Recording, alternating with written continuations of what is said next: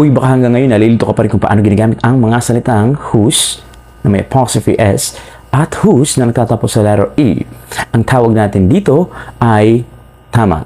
Homophones magkatunog pero hindi magkapareho ng spelling at usage in sentences. Interrogative pronouns, ginagamit sila ang mga panghalip para magtanong. Whose na may apostrophe S, sino ang. Okay? Tandaan nyo, sino ang. Whose na nagtatapos sa letter E, kanino or kaninong. Tandaan natin na ginagamit natin ang whose. Ito ay contraction ng salitang who at salitang is. Who is, sino ang. Ginagamit natin kapag tinatanong natin kung sino ang taong ating tinutukoy. Who's your father? Sino ang tatay mo? Who is your father? Okay?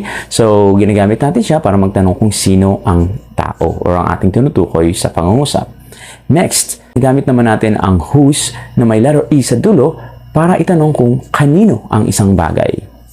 Whose bag is this? Kaninong bag ito?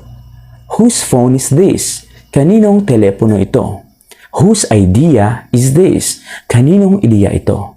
Okay? So ngayon, pag nagtatanong tayo, dapat po ay tamang ating gagamitin. Hindi pwedeng whose phone is this na may apostrophe S kasi ganito ang pangungusap. Sino ang teleponong ito? Di ba mali?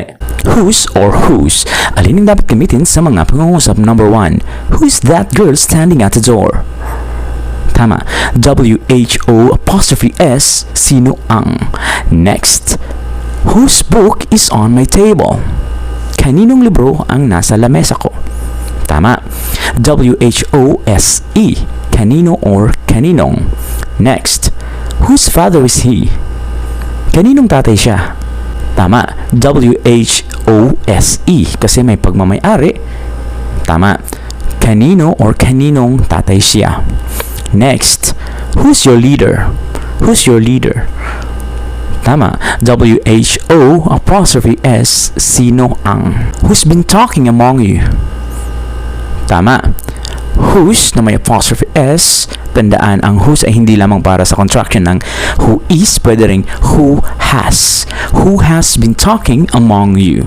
Now, pwede ka bang magsulat ng pangungusap sa ibaba gamit ang whose at whose? Maraming salamat!